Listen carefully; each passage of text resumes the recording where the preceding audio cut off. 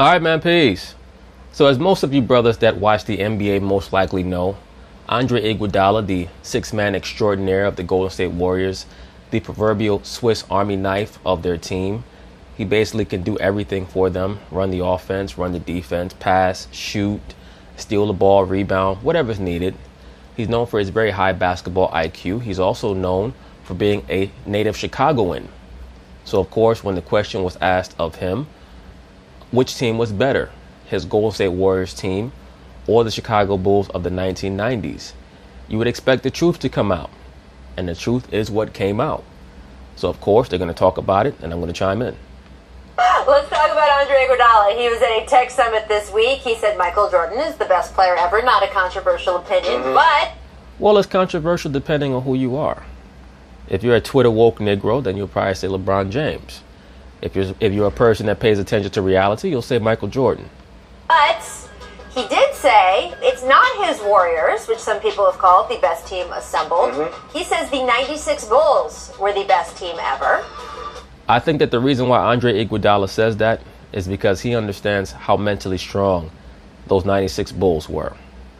And I think that if we gauge some of the opponents that the Warriors have faced over the course of their run and how they've been taken out of their game, whether it was the 2016 Cavaliers, who had Iman Shumpert and J.R. Smith and LeBron playing hard-nosed defense where they were switching all over the place, or it was last season where they won 7 games with the Houston Rockets where you had P.J. Tucker and Ariza switching all over the place. He can understand the type of trouble that those Bulls teams of the 1990s would have given the Golden State Warriors team.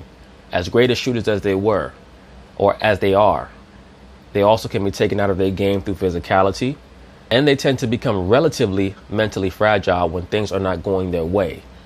It's just that they have so much talent, and their skill set fits in with today's style of play so well that they can overcome some of their mental fragility because they have so many options. But I think that Andre Iguodala, in his mind, he thinks of Scottie Pippen, he thinks of Jordan, he thinks of Ron Harper, he thinks of Dennis Rodman, and he says to himself, damn, they would have switched the hell out of us, or maybe they would have tried to knock us off of our pick and roll, and maybe just play this man up, and they would have gave us hell. And then, of course, on the other end, on offense, you have Jordan, you have Pippen, and those guys would have been so focused. Me, myself, I think that the Bulls were the better team, just off mentality.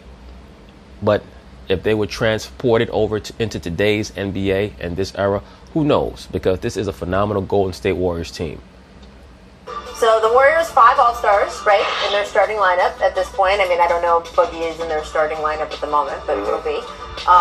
Would you, when you go head-to-head, Paul, what do you think? 96 Bulls? I got the 96 Bulls because they're proven. Now, are we talking about last year's Golden State team or the one with Boogie on? Let's say this year. Let me say this very quickly before Paul Pierce continues to answer. I don't even believe that the 96 Bulls were the best Bulls team. I think that the 92 Bulls were probably the best overall Bulls team offensively and defensively. And in the late 90s, in regards to the playoffs, the 97 Bulls were better than the 96 Bulls. Even though the 96 Bulls might have had a better playoff record, I think they had a better playoff record than the 97 Bulls. Because I think the 96 Bulls only lost 3 games in the playoffs. The 97 Bulls, I believe they lost... How many games they lose? I think they lost 4 games. Because they lost a game to the Hawks, they lost a game to the Heat, and they lost 2 games to the Jazz. But the 97 Bulls were a better playoff team because they were healthier. The 96 Bulls in the playoffs, they were not a healthy team. These are things that people would have watched those playoff runs to know. So, it just would have been interesting, you know. I would rather have Ron Harper guarding Steph Curry than John Paxson, that's for sure. But John Paxson was a far better jump shooter, a far better wide open jump shooter than Ron Harper. So, it's difficult to compare. Until they win the championship this year, then there's no debate about it. They have to go out there and prove it. On paper, that's the greatest team I've ever seen, the Golden State Warriors. But like I said, they won 73 games a few years ago, didn't win the chip. That's not the greatest team ever. You got to win the chip, no matter what. So if their team this year wins the chip, it's up for debate. I don't like these conversations because I never thought that the 2016 Golden State Warriors were the best team that I ever saw. I thought that they were the most exciting team and the most fun team to watch that I had seen probably since the 90s Bulls. But I never thought that they were the best. I thought that they were a classic, unbelievable, overachieving team playing in the perfect era for them with a player who was playing out of his mind. I have not seen 5 better seasons than the season that Steph Curry had in 2016. I thought it all came together for them in the regular season, and just as quickly as it came together in the regular season in 2016, it came apart in the playoffs. You could tell that there was some type of mojo against them in the 2016 playoffs.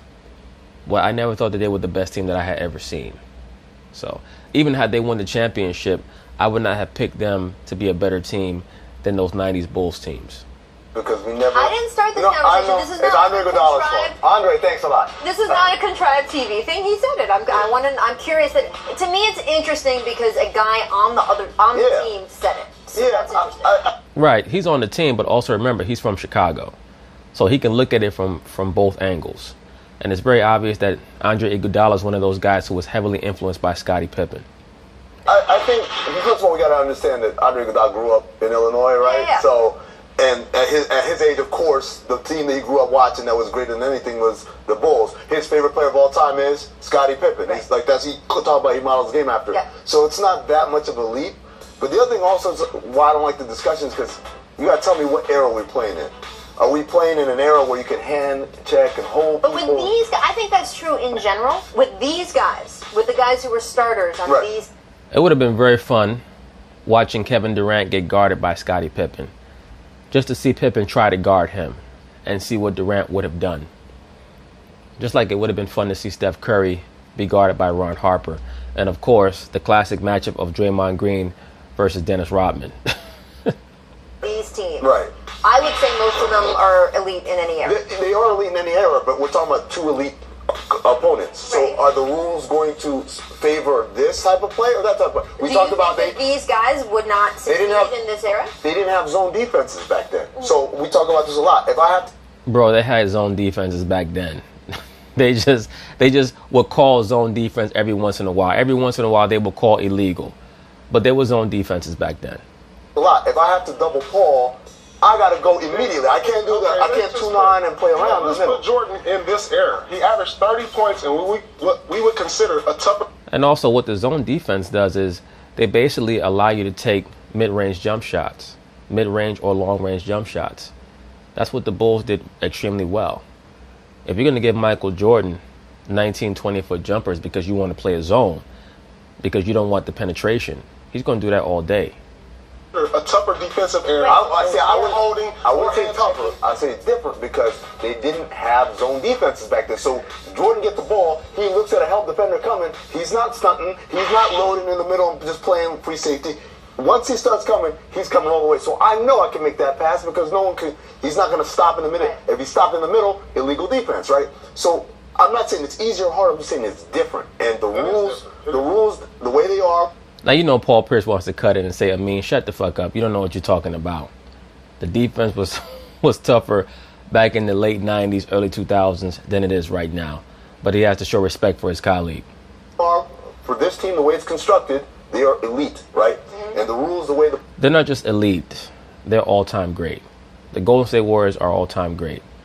Right now, once again, you have to compare them to the Showtime Lakers, the 86 Celtics, the 60s Celtics, the 90s Bulls. The way the Bulls were when it was constructed, they were elite for that era. If we take them in a time machine, if you bring those guys to the future, I think the Warriors win. If you take the Warriors to the past, I think probably the Bulls win. I'm not sure the era thing stacks. I don't think you're wrong. I just don't think it stacks up as well as I think in general. Right. I mean, look, in general, I'm not even saying which team I'd pick. I would just say, in general, yes, the era question is a big part of any of these discussions. But to me, when you get to the top players, which, I mean, my gosh, the top row of that is what we're talking about right now. Like, people say, oh, Shaq in this era. You know what? Shaquille O'Neal would be amazing in this era. We're not talking about whether those Michael Jordan would be amazing. Yeah, we're not talking about whether those elite players would be elite in this era or not. We're talking about if they are faced with the most elite of this era. Right? That's what I'm talking about. I'm not saying Jordan would average 12 points and he's playing against janitors. I'm not doing that. I'm saying that, yes, he'd be elite in this era. But faced against that, it's a different story. It's a different story. Rules. I mean, I got to take what's proven. Right. And the Bulls are proven until this team goes out and win the championship this year. Like I said, look, I say this all the time. If you want to understand how the 96 Bulls would fare in this era, just watch how they competed against great teams who could spread the floor and hit the three-point shot. In their 96 title run, they played the Orlando Magic. The Orlando Magic had Shaq in the middle, but they also had Penny Hardaway, Dennis Scott, and Nick Anderson, who were known for spreading the floor and being able to hit long-range jump shots. They swept them. In the finals, they faced a 64-win Supersonics team that had Gary Payton, Hersey Hawkins, Detlef Schrempf, Sam Perkins, Shawn Kemp, etc. They were also a team that was known to stretch the floor and make three-point shots. And they were able to win that series in 6 games. Now, the new excuse that I hear is that the reason why the Supersonics lost that series is because Gary Payton was hurt. He had a hairline fracture in his shin. Well, that entire playoff run, Michael Jordan and Scottie Pippen were both dealing with debilitating back issues. So, shit happens at the end of the day. Once again, that 96 Bulls team, they were not healthy in the playoffs. This is the greatest team I've ever seen assemble. If they win a championship, do you say this year's Warriors would be the best team ever? Absolutely. It depends on how well they play in the regular season. If the Warriors win 70 games, just 70, they don't even have to break the record. But if they win, say, anywhere from 68 games and upward, they go to the playoffs and they go 15-1, 16-0, then yeah, they enter that conversation of who's the greatest team in the history of the NBA. Absolutely. That's interesting. Absolutely. And it doesn't matter what their win total is. It doesn't matter what their win total is. No, it matters to me. They have to win a lot of games in the regular season. They have to win at least 68, 69 games. Because they're not going to go to beat that team. They're not going to try because they're never going to try for that again. People have to understand something. The Warriors won 58 games last season, and Kevin Durant missed time. Steph Curry missed a lot of time. I think Steph Curry missed something like 25, 30 games. Klay Thompson missed time. Draymond missed time. And they still won 58 games. If all those guys had played, they would have won 70 games by accident. But the talent assembled is the greatest starting 5 ever assembled. You know what they might do, look at their track record. Yeah. You got MVPs, you got multiple All-Stars, you got Defensive Player of the Year, all in one starting lineup. You got 2 of the...